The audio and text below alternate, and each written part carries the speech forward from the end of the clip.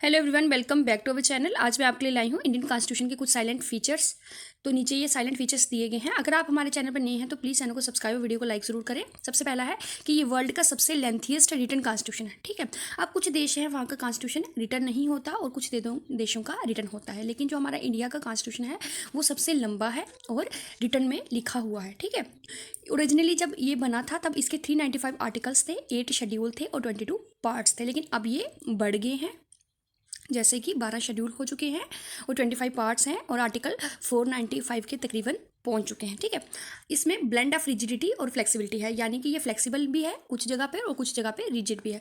हमारे जो प्रोसीजर होता है अमेंडमेंट का इंडियन कॉन्स्टिट्यूशन का, वो पार्शली फ्लेक्सिबल है और पार्शली रिजिड है, यानी कि कुछ प्रोविज़न को आसानी से चेंज किया जाता है, लेकिन कुछ प्रोविज़न ऐसे होते हैं जिनको चेंज करने के लिए पार्लियामेंट के दोनों जो हाउस होते हैं और जो स्टेट लेजिस्लेचर का हाफ होता है उनकी मंजूरी चाहिए होती है। ठीक है, पार्लियामेंट्री गवर्नमेंट हमारा को जो इंडिया का कॉन्स्टिट्यूशन है वो हमें parliamentary system of government provide करता है, यानी कि इसमें सेंटर भी होगी और स्टेट भी होगी। प्रेसिडेंट जो होगा वो सेंटर का हेड होगा और गवर्नर जो होगा स्टेट का हेड होगा, लेकिन ये दोनों ही काउंसिल ऑफ मिनिस्टर की एडवाइस पर ही काम करेंगे।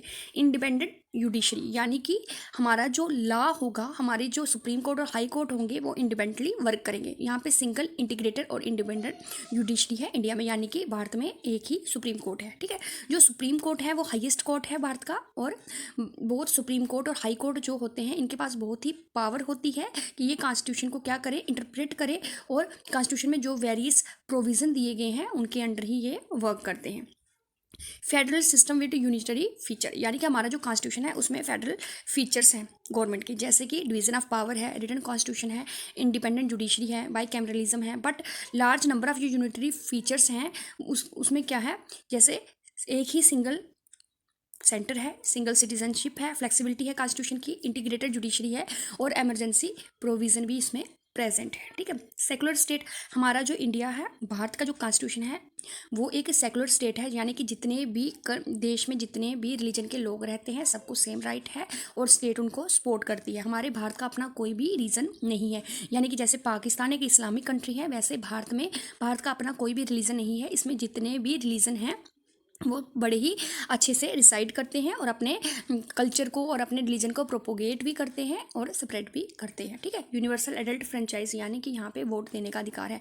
18 साल से ऊपर के जो भी सिटीजन्स हैं वो क्या कर सकते हैं, वोट दे सकते हैं विदाउट एनी डिस्क्रिमिनेशन।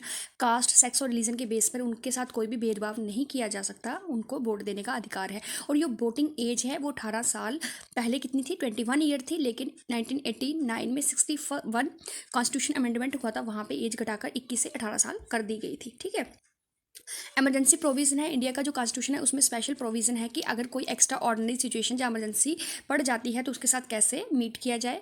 एमरजेंसी के दौरान क्या होता है, सेंटर जो होती है, हमारी जो केंद्र सरकार होती है वो ज़्यादा पावरफुल हो जाती है और जितनी भी स्टेट्स होती हैं वो सेंटर के अंडर आ जाती है।